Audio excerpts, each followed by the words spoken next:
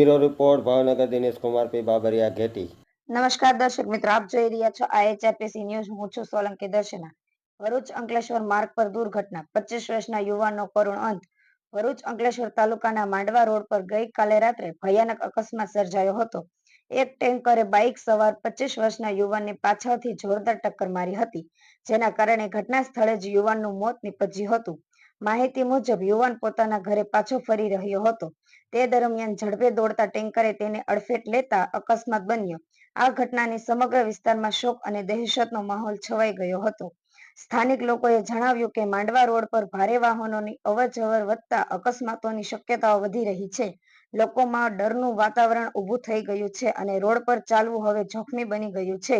ઘટનાની જાણ થતાં જ સ્થાનિક પોલીસ ઘટના સ્થળે દોડી આવી ગઈ હતી અને કાયદેસરની કાર્યવાહી હાથ ધરવામાં આવી છે।